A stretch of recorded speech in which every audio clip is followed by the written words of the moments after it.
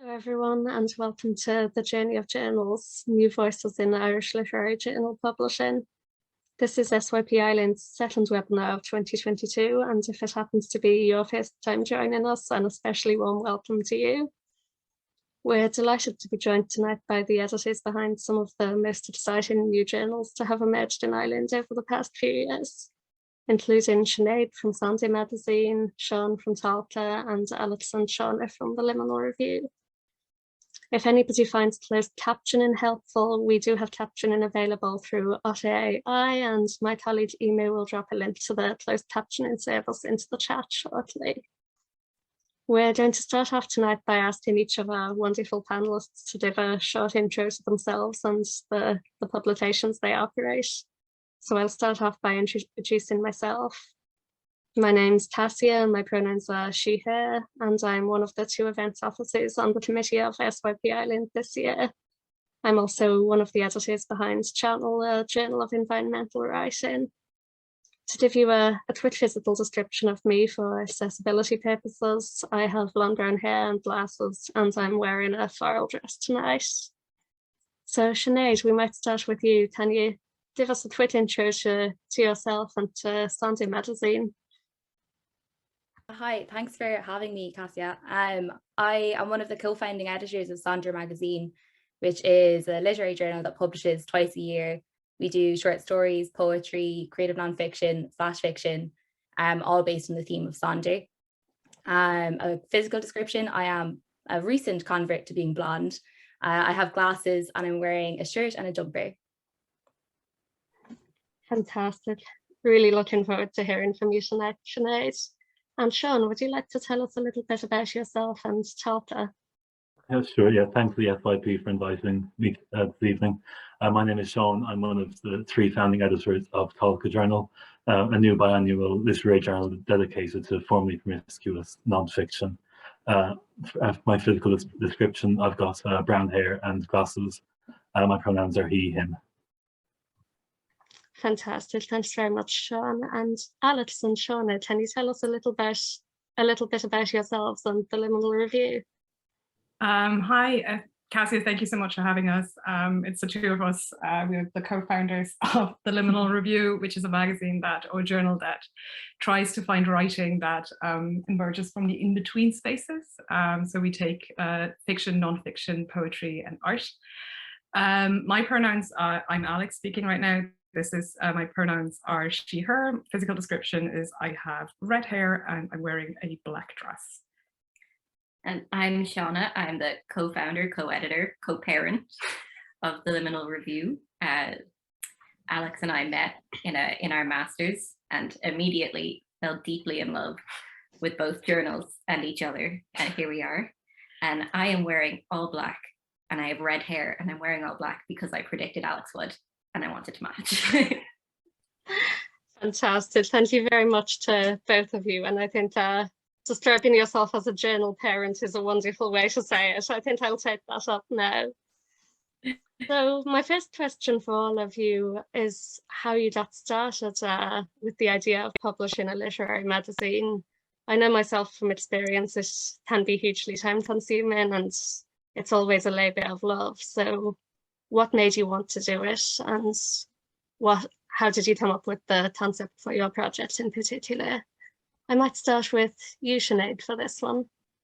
Yeah, well, I started thinking up the idea in kind of early 2019, and it was because I had been to a launch of my friend's charity zine called Nothing Substantial. And I just really inspired by it. It was a really nice atmosphere and it was a really inclusive, lovely thing to do.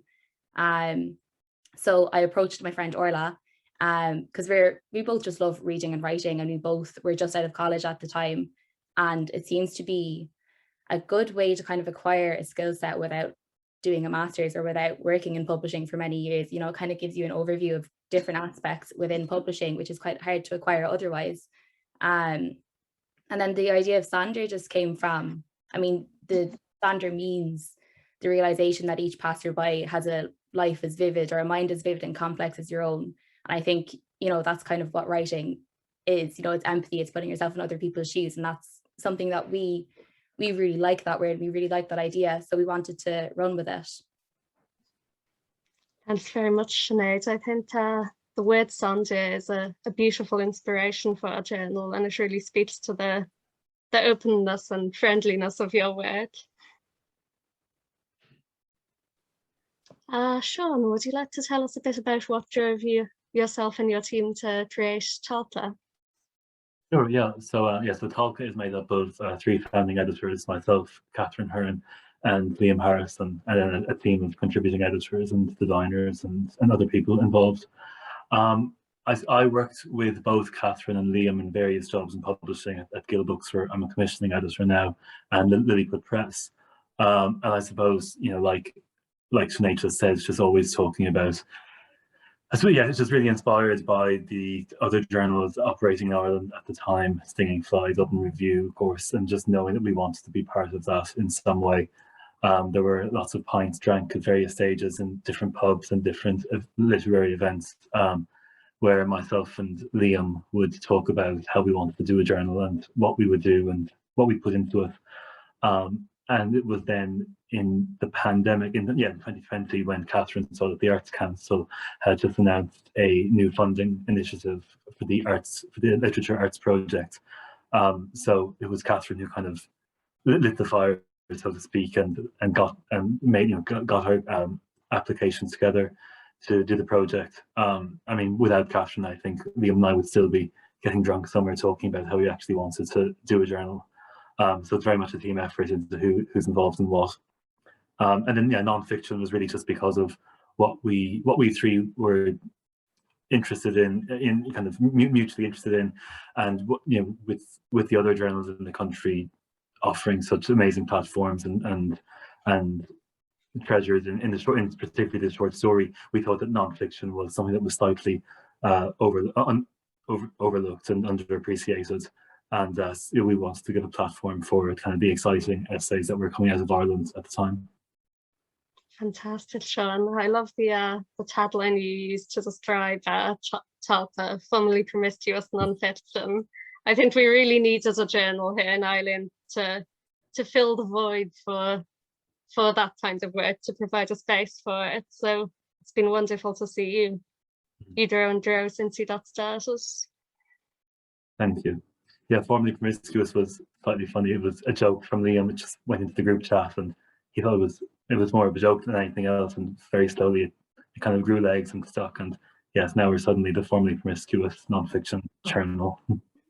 I think it's brilliant because it points to that kind of boundary pushing work that is not non-fiction, but is a little bit on the border, maybe a little bit veering towards autofiction, containing elements of poetry. It leaves a lot of room for diversity and exploration. And Alex and Shauna, would you like to tell us a little bit about how you got started with the Liminal Review and what persuaded you to do it? Do you want to? Yeah, honestly, we joke about it a lot that we were threatening each other to start a journal. It started as a threat and it became an actual journal, and we love it. We love it dearly now, but much like Seán said, it came from a lot of pints and a lot of impassioned talking until eventually it was more Alex and I. Alex was very much like, we have to do it. We've got to start it now. So we started it purely as a kind of ever-forming project that we can just anything can be welcome in something that has sort of a formless shape, but a clear vision. Yeah, so it kind of, because we met during a master's together, and then kind of like we'd always joke we'd eventually do a journal together. During the pandemic, it kind of like came to fruition, and it had to do with like both of our passions for just liminal spaces.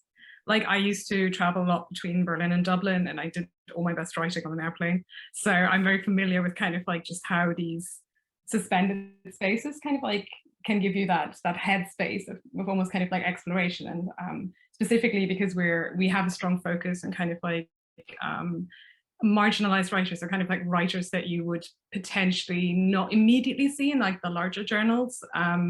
We kind of like, we're just kind of like hungry for that space ourselves, because we also know so many people who do so much great writing but maybe don't have the confidence to put their work out there.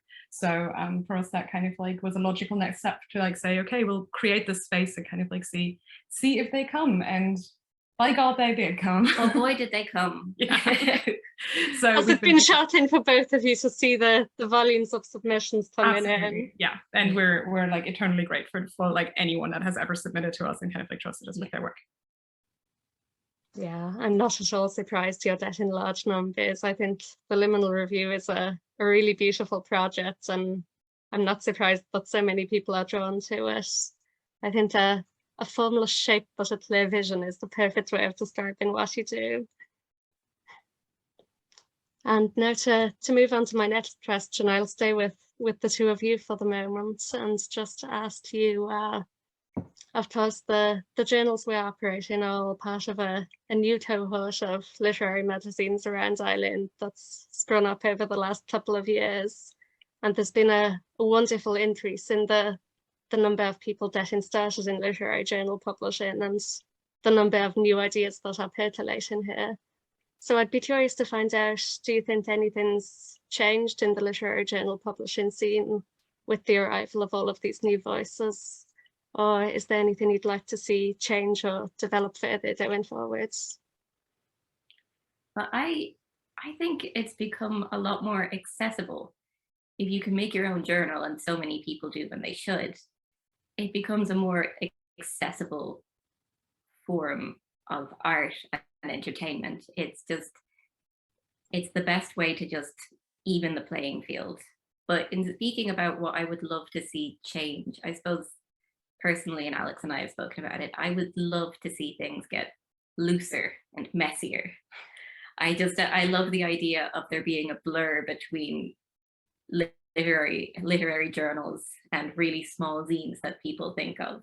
I know there's some financial barriers to that, but I love the idea of open access.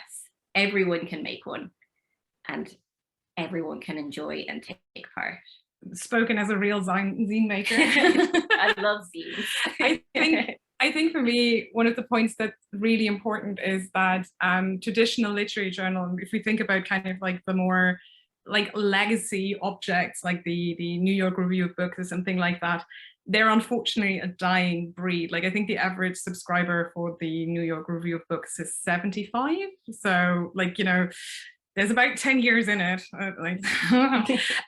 So I think kind of like journals hopefully will more adapt, and I think kind of like this is the three journals represented here as well, kind of like show that there has to be an adaptability, and that they're almost kind of like that a literary journal can be a project that you do for a little while, and who knows, maybe like in 2 years time the Liminal Review will be a family-friendly rest stop on the M50. So we'll just kind of like see how it develops as a project, and I think that kind of like openness that Seán has spoken to as well, that is just kind of like makes literary publishing or publishing in general a more permeable space for people to enter into easier and kind of like with more ease, and kind of like less of that kind of like rigid idea of proper literature or something like that. What is proper literature? What is proper literature anyway, yeah. Absolutely. I think you're so right in saying that zines and quite intentionally unpolished labours of love by people who aren't coming out of a professional publishing background can be a wonderful inspiration to the more polished journal or magazine making, I suppose, that's been done by people who've been in the game for a very long time. And I love the idea of a journal as something that can be quite open to change and that can evolve into all kinds of things that might become a rest stop on the M50. You never know, coming 2024. It's a liminal space. Perfect for you. And Sinéad, same question to yourself. Is there anything you've seen change in the literary journal scene since Sonder started publishing? And is there anything you'd like to see done differently into the future? Yeah, well, you probably think the same, Cassia, because I think Channel set up in the same year. It was 2019 as well, wasn't it? That's right. We both arrived into the same moment. Yeah. Well, I remember before Sonder had set up, there were, you know, the few kind of core journals, you know, there's like Stinging Fly, Banshee, Honest Ulsterman, Cronog, you know, there are a few. But there are a lot of journals that were geared towards emerging writers that were only really doing kind of one issue at a time. And I don't know if that was an intentional reason, if that was a pre-decision, or if that's the readership has been changing and the readership is more encouraging or welcoming towards journals. I don't know. But I have noticed that, like, in the last couple of years, journals tend to publish multiple issues. They can stick around a little bit longer, which is great. And I don't know why. I mean, as long as people continue reading Sonder, we'll continue making it, or as long as people, I think writers always want an opportunity to submit towards, and they're always looking to get their work out there. But I do agree with what Alex and Shauna were saying about it's gotten a lot more accessible. Like, I know when I set up when Orla and I set up Sonder, so many friends from school who I haven't spoken to in years, and so many people who I didn't realize ever wrote, were suddenly submitting, and they were kind of looking for something that was approachable for them, or that they knew me, so they felt more comfortable doing it. And it was just really nice to see that, because so many people write, and there's always a market for writers. Yeah, but I would like to see journals, or not just journals, but publishing in Ireland becoming more diverse. And I do think in the last year, a lot of journals and companies and organizations have been kind of evaluating their accessibility and their diversity and who they're reaching, which is a good thing, but I'd like to see that improve further. Fantastic. Thanks very much, Shauna. I love the way you operate, Sonder, in terms of openness and accessibility. There's a really beautiful, friendly, unpretentious quality to the way you do your work. Well, that was actually just because we set it up originally for our friends to submit to. We did not think that other people would be interested. So we were just ourselves when we set it up, and we were friendly because it was for our friends. So I suppose we've just stuck that way. That's wonderful. I think it's definitely something that publishing has used more of, that very open tone you've talked about it. And Seán, how about yourself? I know Tolka, like the Liminal Review, is very, very new. You've only sprung up in the last year or so. So what do you think has changed in the scene recently, and what would you like to see change? Yeah, I mean, it's been the whole scene, I don't like that word, but whole, environment that we've come up in has been so wonderfully supportive and open, welcoming, any number of publishers and editors. When we were just asking questions on how to actually go about doing this at the beginning, we're so open and happy to answer questions and let us pick their brains. I suppose what Alex and Shauna were saying about the kind of legacy journals and magazines is that the well-established journals at some stage do become the establishment or the institutions of what literature could be. So I think the role that journals like us can do in terms of just new, exciting kind of publishing in different areas, our job is to keep these bigger guys on their toes, and to challenge certain perceptions or norms and to kind of just make it more open and more accessible. I suppose on accessibility, we wouldn't exist without the Arts Council, or at least we would exist in a very different form or medium without the funding that we receive from the Arts Council, which allows us to do exactly what we want to do.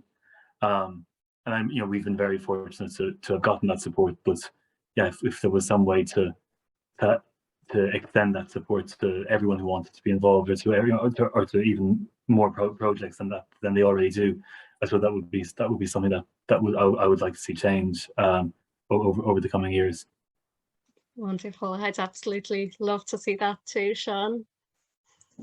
And now to move on to our next question, I suppose it's always worth thinking about the difficulties involved in running a literary journal and how we overcome them, because I'm sure that some people in our audience would be thinking about starting publishing projects of their own, and eager to hear a few words as to whether it might be something they can manage and something that would be a fit for them. So Sinead, to start with you first of all for this one, since Sonder came chronologically earliest in this group, opening to submissions for the first time in 2019, what have you found to be some of the challenges involved in running a magazine? To be honest, the whole thing is a massive trek, especially when you go into it having absolutely no idea what you're doing. which is what me and Orla were doing. Like we didn't know what we were doing. We were just learning as we went and talking to people. And that was the great thing, that it is a very supportive environment. You know, journals, existing journals and publishing companies, they are there and they will answer your questions, they will help.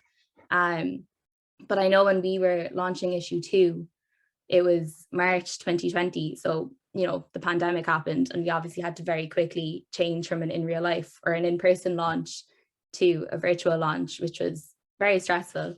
But like, things can be unpredictable, and like hopefully we now have a bit more clarity on what's going on, and we can continue going back to in-person launches. But yeah, we had to come up with new ideas for like fundraising. We had to try and reach people from their homes, which is difficult. It's hard to be creative when you can't actually get out there and interact with people. But I think people were very supportive. I almost think towards the start of the pandemic, a lot of people were on an adrenaline rush or something, and they all wanted to just support local businesses. So yeah, people really came together. Fantastic. I'd absolutely feel the same way about the community of literary magazines that exist here in Ireland and the publishing community more broadly. I don't think any of our projects would exist in the same form if we didn't have all of the advice and support from those around us. Yeah, definitely. And Seán, I know yourself and your team started Tolka in the middle of the pandemic, which must have been a unique challenge. What have you found the difficulties you've faced have been as you've got started? So Tolka is a pandemic baby, so you know, we started right in the middle of it. So it wasn't until January just gone that the 3 editors of Tolka actually met each other for the first time. The entire project was conceived and thought through and planned and launched then online and on Zoom. So there is just, you know, it's not quite the same. You don't get to celebrate with each other or to just really collaborate in a physical way.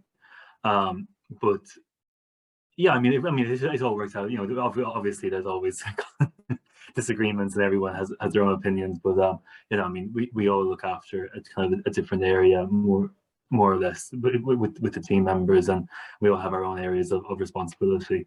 But yeah, you do miss that just the enjoyment of actually working together and bouncing ideas off of each other. And yeah, again, the pandemic, you know, it didn't help in terms of our launch events. We had a couple of launch events planned because when each issue was coming out, we thought that we would just about get away with having an event, and then just for things to take a turn and we'd have to pivot to an online event. Supply chain issues, you know, and printer issues hasn't helped, which I'm sure everyone here is unfortunately familiar with as well. And yeah, our designer, I mean, is based in Australia, so there were kind of even time difference issues when all trying to meet. But I think, yeah, I mean, I think online too has also helped open up the process and to, you know, allow us to work with people that we might necessarily have been able to meet or work with before. So yeah, there's certainly pros and cons of it. Absolutely. I think it's only a turn to us all to work with someone maybe based all the way in Australia, but as we're also used to doing our work remotely now. So it has opened up a lot of wonderful possibilities that were always possibilities, but weren't, I suppose, entering our heads until we entered this strange environment. And it must have been terribly difficult for you all to conceive of the vision of Tolka remotely, to come up with a vision and a look for it that coalesced without being able to meet in person.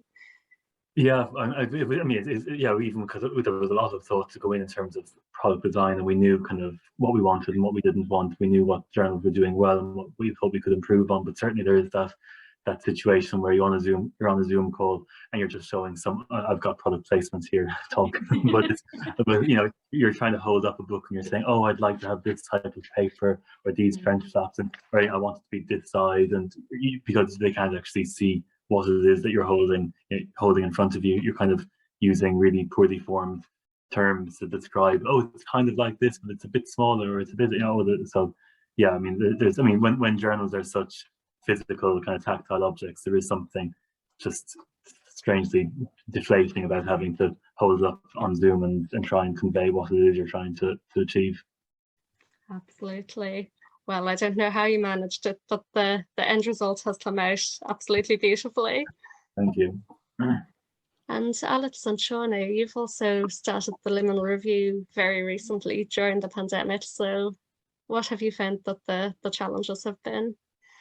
Yeah, I can kind of like tag on from what Seán said, just kind of like, and from what Sinead said as well, like it's a steep learning curve the moment you kind of like start on it, because we both hadn't really kind of like overseen a whole publishing project like that. Yeah. So we got really lucky just kind of like working together, just because it's just like same brain. So like Seán will come up with something and I'll be like, yes, I was thinking about that too. I'll come up with something and Seán will be like, yes.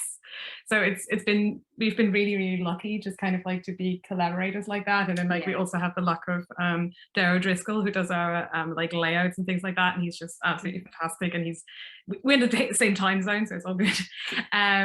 But it's just kind of like, I think the challenge is always just go for it and get over that bump of the question of like, will they come? So that's kind of like, I alluded to that earlier. We opened submissions and we were like, oh, let's keep them open for 3 months because no one's gonna come. No one knows us, no one cares. Like, and we ended up with like over 1,000 individual submissions that we all read. And we have a policy where we read the whole slash pile. So we will not feature more than one writer we know personally at a maximum. And the rest is just slush, because we know that it sometimes takes a tremendous amount of effort and kind of like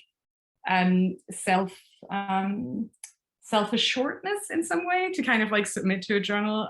So we want to kind of like just ensure that everyone knows that like all of their stuff is kind of like considered in the same way. And it was really nice. We had like a schedule. We met like twice a week for like 3 to 4 hours on Zoom, just discussing every single entry with like a little system that we've built. There's a lot of spreadsheets. So many spreadsheets, very necessary spreadsheets. And to build on that, I've actually found that because we're also a pandemic baby, we actually don't know how to run the journal in person. We only know how to do it over Zoom. We tried to have one meeting, just where in person we would do something, we couldn't do it. So now we're in like online only production process. We can't do it another way. It just doesn't work. we can go out afterwards for pints, but we've done that. We've had like meetings and then like met for pints and like 3 hours later. Yeah, something like that. Yeah, see you there. We've got to divide them. There needs to be like, that's kind of like, it's a very like, I don't know, regulated space in a way. I think we're very similar, that we need access to all of our things. We need to be in separate rooms. We need our spreadsheets.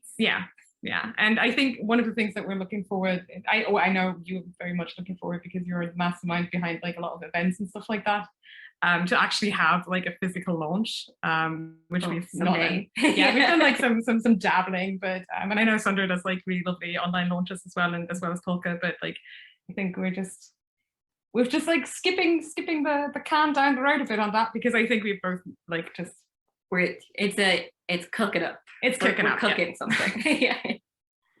Absolutely. It's going to be a very strange adjustment, if a wonderful one, to actually process the movement into an in-person space now.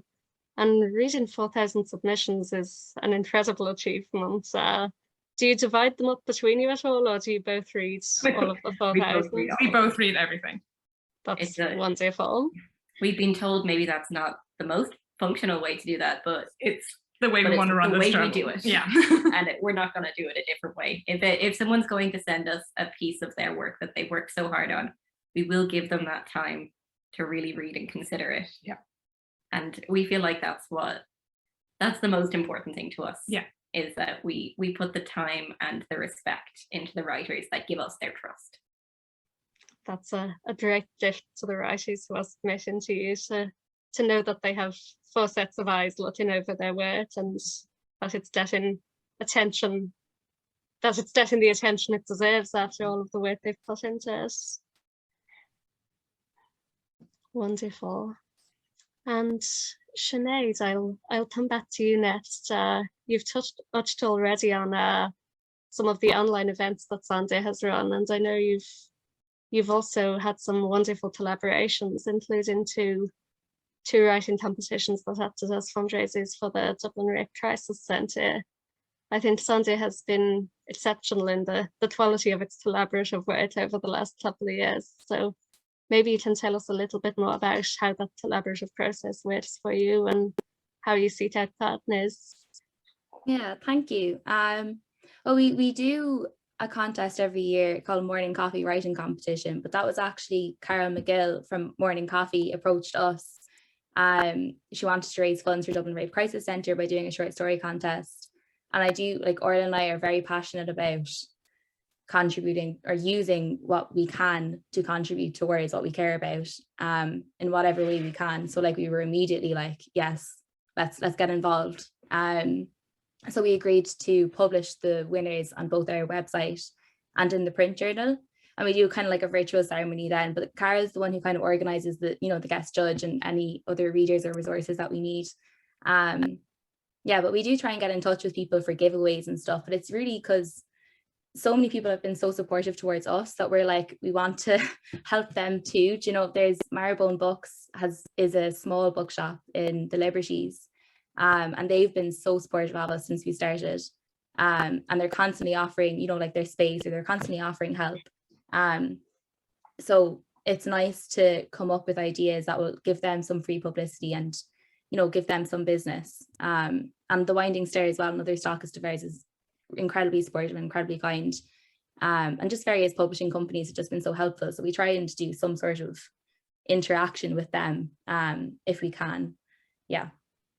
Fantastic. I know bookshop stockists in particular are so important to all of us who are running literary magazines. It's brilliant to see so many of Dublin's independent bookshops and so many around the country open to starting work from small publishers like ourselves and willing to give us a boost. So Seán, you've already told us a little bit about the look and feel of Tolka, which is really, really beautiful. I think it's a stunning journal in terms of its design and print quality, and I'm sure plenty in the audience would like to be able to emulate that. So can you tell us a little bit about how you created that look and feel that is Tolka, and some of the partnerships that have gone into making that happen? Yes, sure. Yeah, I mean, yeah, as I said, we put a lot of thought into the product and the book as object before we published our first issue, and a lot of research into other journals that were doing things well and what we wanted to try and achieve. Whether that was, so, I mean, we wanted it to be just a very physical, tactile object, and we were quite conscious of the reading experience when someone would see it in the shop and then pick it up and actually read some of the content and enjoy it. I suppose we wanted it to be kind of quite a solid. I'm holding it up again, but we wanted it to be quite a solid, almost like a book in terms of its physicality. Even when you're talking about the reading experience, that when a lot of work went into the typesetting, into wide margins so that your thumbs don't get in the way when you read something, and yeah, I mean, in terms of when we wanted to kind of have we thought that there would be an audience who are interested in literary journals from the beginning and who would have our support, or who would support us, but also people who wouldn't necessarily be quite aware of literary journals and what they do. So we wanted to almost have a magazine appeal in terms of the cover that would entice them, and then to have a kind of an accessible, just reader friendly design on the inside of it that would be enticing, and okay, yes, we'll grab their attention from how we look at the beginning, but then we'll keep them by the quality of the content actually inside. I mean, who doesn't love French flaps? So of course we had to have our French flaps. Absolutely. Spot UV. My previous job was at Faber & Faber in London, where I was working as a production editor. So I'm always happy to talk about paperweight and spot UV and binding and actually packaging the object. But I think it all it does contribute to the overall experience of it.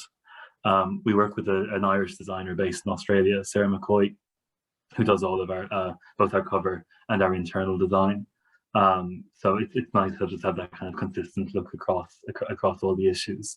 And the thing that we particularly like is our colophon, our logo here on the spine. We hope it encourages people to continue to buy their issues, because if you line your various issues of Tolka up, the wave actually travels across the spine. So we think that would look nice on people's bookshelves.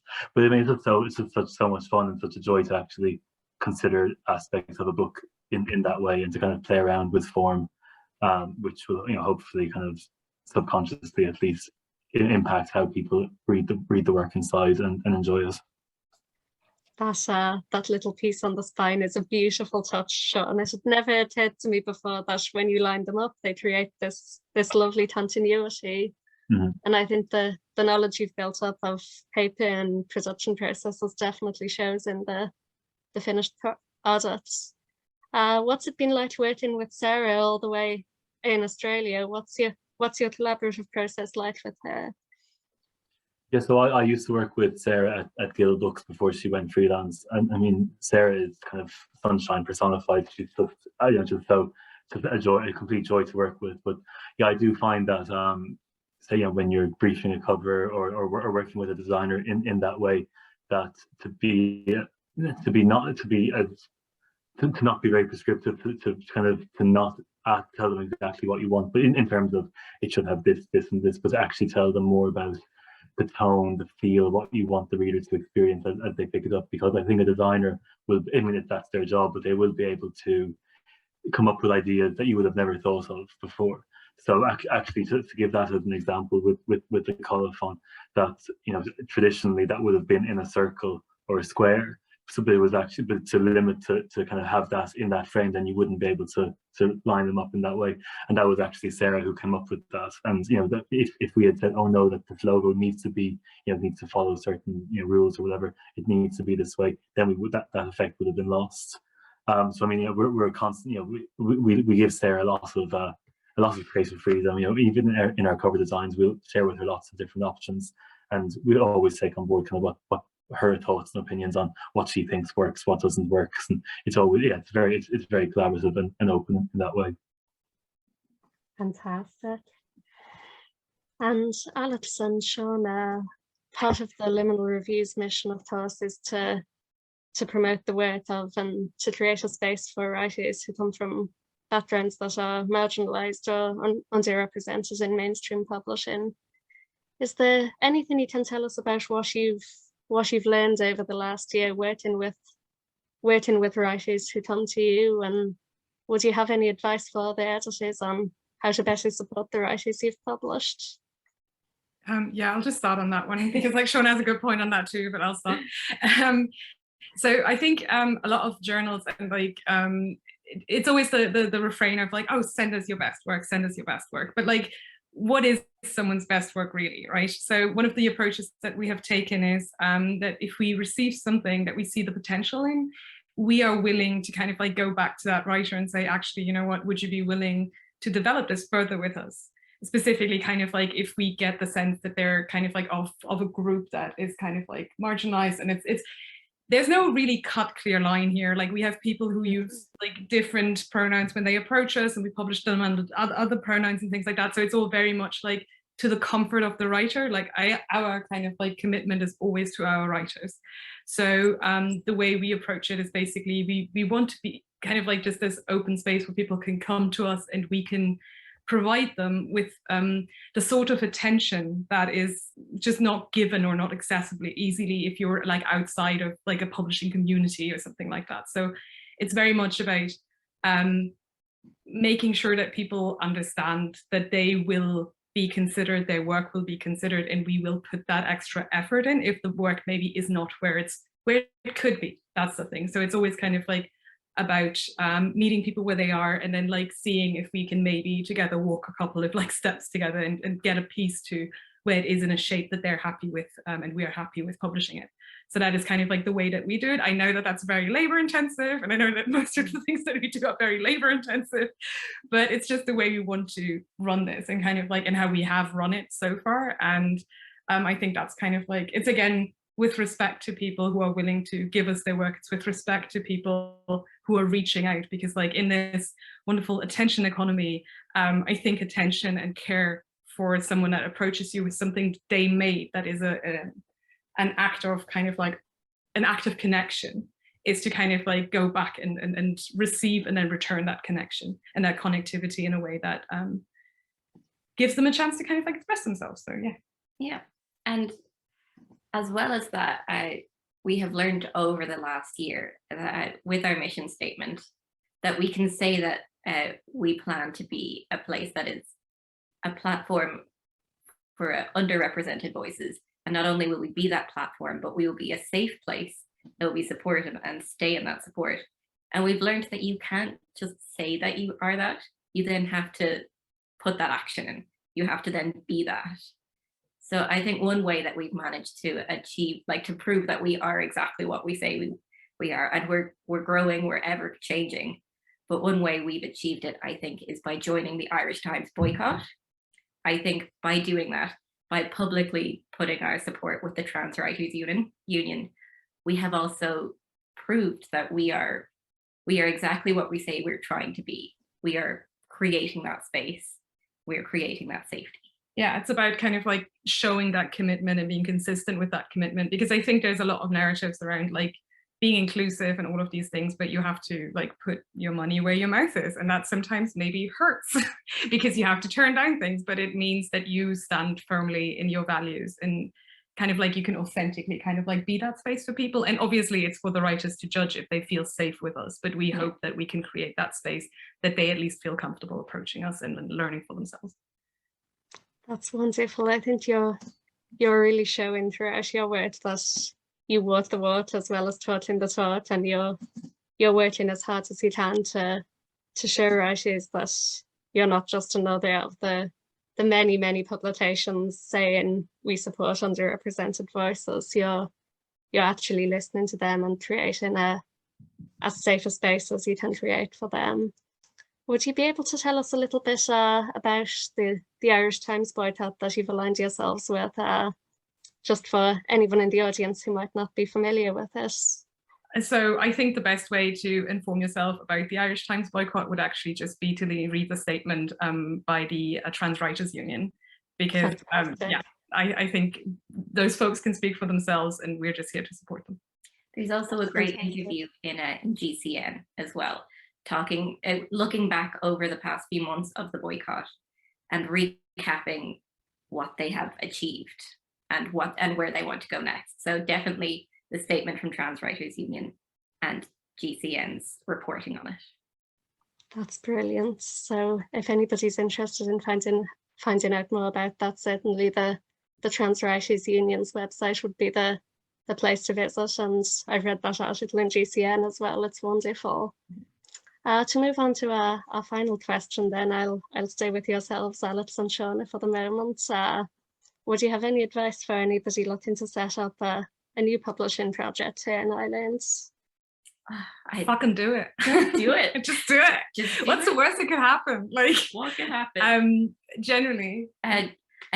Start it with your best friend. Yeah, do that. That's a really good idea. Yeah. No, but advice generally is like, go for it. I mean, if you're unsure, maybe start with a little anthology or maybe a zine. Or yeah. There's so many different avenues to start at. Like, and there's so many. I know when I was dipping my toe into journals, I was looking for, like, I started at the most independent things, like Saulfield and Bowman's, the longest zine in Dublin, actually, This Is Not Where I Belong, which has been running for about 8-9 years now. That's really where I started, and I started to understand how to make something and how anyone can make something, and it can be anything you want. And we've very much taken that into our creation of it. We just make the things we want to make. I'm gonna steal Seán's trick and put up our journal. Shrimp. Beautiful. You can make the things you want. You can make shrimp. And yeah, and also like we're obviously quite passionate about shit posting for anyone that follows our socials. So I think kind of like the advice would be just do whatever the fuck you want. Like it's your baby. And I understand that there's a lot of people who are like, oh, I want to get into publishing, but just make something that's authentic to you and the people you want to publish. And I think if you do that, and I think everyone else on this panel is exactly doing that, you cannot go wrong. It will be stressful, you will hate it, you'll laugh, you'll cry, it'll change your life. So just do something that's like authentic to you. I think so. Yeah. And one rule of thumb that, not even a rule of thumb, honestly, is just something we started doing, is that basically when we're creating social media plans or we're making something in a journal, a lot of what we do is to make each other laugh. Yeah. That's our big motivation, is like, I think of something and I'm like, Alex is going to love this. I'm gonna do this. And she's often right. And I'm usually right. Usually. Yeah, but basically kind of like, I think the message, and very much what we're trying with the Liminal, despite like all the somberness of like the mission and everything, just have fucking fun with it, because like life's too fucking short, and yeah, just have fun. Yeah. That's wonderful. I think when you're working to make one another laugh, you're going to end up getting a lot of laughs out of an audience as well, who can connect with and share your tastes. And that point you made about authenticity is so important. There's so many people trying to get into publishing and trying to start publishing projects at the moment, and the ones that really stand out are the ones that come out of what a person wants to see and what they want to make in the world, rather than just trying to do it for the sake of having a polished product. And Seán, would you like to offer any advice to anybody looking to start a new magazine? Yeah, I mean, I think I'll just be echoing Alex and Shauna, but yeah, just, I mean, do it, give it a go, do it because you absolutely love it.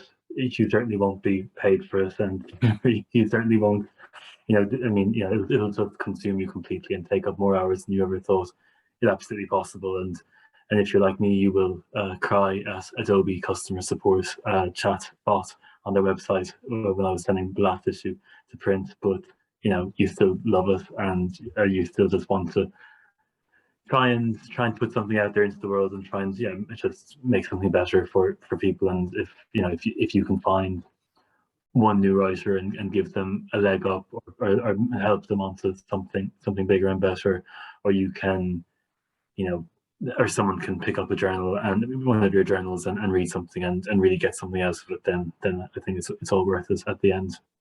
I mean, more practical. I mean, that's a lovely, lofty idea. More practical advice, I'm not sure. I think, I mean, as much fun and everything as it all is, and there's a huge amount of planning, a huge amount of work that goes into it. And I think if you were looking to actually start a journal from the beginning, just do your work before you even announce yourself, before you go out there into the world. Have a really clear mission statement, have a really clear niche that you want to occupy, and I mean, just be aware that it's a huge amount of work that goes into it, as fun and everything as it is. That's it, isn't it? You have to love it enough to get through all the conversations with customer support that are going to make you cry. That's brilliant, Seán. Thank you very much. And moving on to you, Sinead, would you have anything to add? Well, obviously what they've said is very true. I feel like that should have been the closing point, to do it because you love it. But also, like, don't be afraid to ask questions. Like, we are, like, we're all here to answer and to help each other out. And even how many years you get into it, you're still going to have questions to ask, and you'll still want help from others. So don't be afraid to approach people and to ask questions and to figure out anything that it is that you want to know. And yeah, plan ahead, because it is difficult and things will come up and it will become stressful. And if you're working full-time, if you're working part-time, or whatever it is difficult to find the hours or the money, or but plan ahead. Yeah, I think that's excellent advice. As Alex and Shauna were saying about the surprise 4,000 submissions coming in, it's always going to be more work than you think at first it will be. So it's worth having as much done as you possibly can ahead of time, and being ready for the moment when you launch it publicly in the world. And it's worth having enough love for it to drive you as well. Being sure you have an idea that you really want to give time to bloom. So we've got some questions just starting to roll in through the Q&A here, and please do drop in more questions as they occur to you if there's anything else you'd like to ask our wonderful panelists here. To start off with, we have a question about finding about finding out where all of your magazines are stocked in bookshops. So someone asks, how would you go about finding out whether any or all of these magazines might be stocked in local bookshops? Would it be the best thing to approach the local bookshop and ask? So Sinead, you might let us know, first of all, how someone would go about finding out where to buy Sonder. Yeah, well, we list our stockists on our website. I think a lot of journals would, but if you did want to find it in your local bookshop, go and ask, because the bookshop might not have heard of the journal, or they might not have received interest for the journal, and once they receive it, they will contact the journal. So it's a win-win. That's an excellent point, that it's worth asking in a bookshop about a journal you're interested in, even rather than going to the website to check in advance whether or not they're status. If you just happen to be popping into a shop anyway, you're really doing a service to the editors by showing interest in it. And Seán, would you list your statists on your website in the same way, or how should people go about finding out where to buy Tolka? Yeah, all of our stockists are listed on the website. Also, yeah, if you want to ask your local bookshop to stock us, we'd be very grateful if you did. And yeah, of course, we sell the issue on our own shop on the website also. Go direct.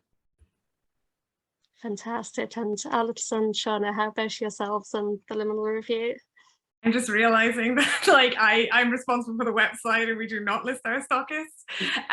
We do most of our, we have our own online shop, and that's kind of like how we do most of our distribution, apart from that we can get us in books upstairs, and we're in the library project. Yeah, those are the two that we currently have.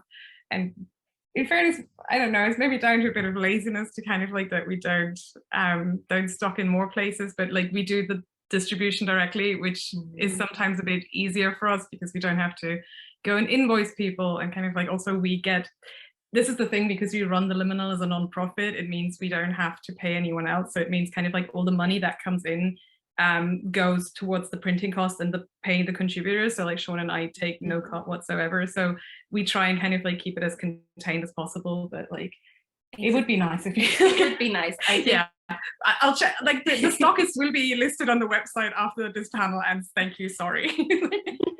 Fantastic. And to an operation. Yeah, it's just too I know the administration around distribution and around statists can get very heavy going very quickly. So having a small range of very supportive statists is often a great way to go. And I know the two you've mentioned, Books Upstairs and the Library Project, are both wonderful supporters of independent publishing.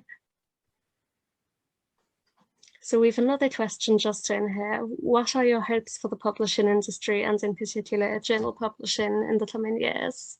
Would anybody like to tackle that one?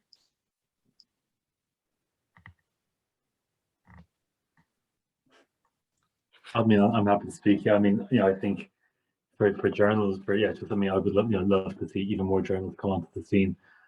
Perhaps increased support, increased funding to give the journals the support that they need just to properly flourish. I'd also love to see some more cross-journal collaboration, kind of events like this, or other events throughout the year, say with multiple journals working together, just to create a really kind of nice ecosystem and collaborative environments for everyone. Fantastic. I always refer to literary journal publishing as an ecosystem myself, because I love that sense of cross-contamination that happens when we're all talking to one another, collaborating and developing our ideas in tandem. Sinead, would you have anything more to say about your hopes for the future of journal publishing? Yeah, well, I guess I would like things to be more encouraging for emerging writers, or I would like to see more opportunities for previously unpublished writers, because it can seem exclusive or cliquey for people who didn't study English or publishing, or who didn't do a master's in creative writing or whatever it is. If you don't know people in various circles, it can be difficult to know how to go about getting your work out there. So it'd be nice to reach more audiences and to just encourage people. Fantastic. Yeah, I'd absolutely agree. And Alex and Shona, have you anything to add? So I was building on what we touched on earlier. I would love to see a more open industry. I think we're getting there, we're taking steps, but I would love everything to be open, accessible. Everyone makes a journal. Ideally, everyone in the country makes a journal. Would love that. I'd love to just, I would love for it to just not be a tiered or a hierarchical system. We're all just supportive. We're all making something and we're all working together on it. Yeah, and I think that tags wonderfully onto kind of like what Seán and specifically like Sinead said about kind of like people that are not like familiar and like the cliquey aspects of things like that, because like I'm an immigrant to this country and I have like and I have my connection to Shona because I did a master's degree, but the thing is kind of like it doesn't really mean anything in fairness, because there are horrible writers with MFAs and there's fantastic writers who've never spent any time kind of like getting any professional schooling. So I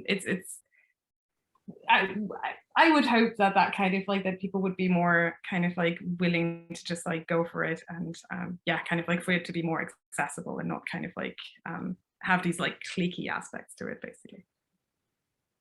Yeah, I think a world in which everyone's making something, as you put it, would be a perfect world, and we're getting there just piece by piece, starting to make a publishing system that's that little bit less tiered and that little bit less exclusive. We have a congratulations to you all in the chat here from Joanne and Derek, the editors of The Waxed Lemon, which is another wonderful publication and a wonderful space for emerging writers. It's fantastic to see we have some of the other brilliant new voices in publishing joining us here. And our last question in the Q&A here is, will this recording be available to watch back? Which leads quite neatly into a few closing words from myself. It will be available to watch back on our YouTube channel within a few days after the event.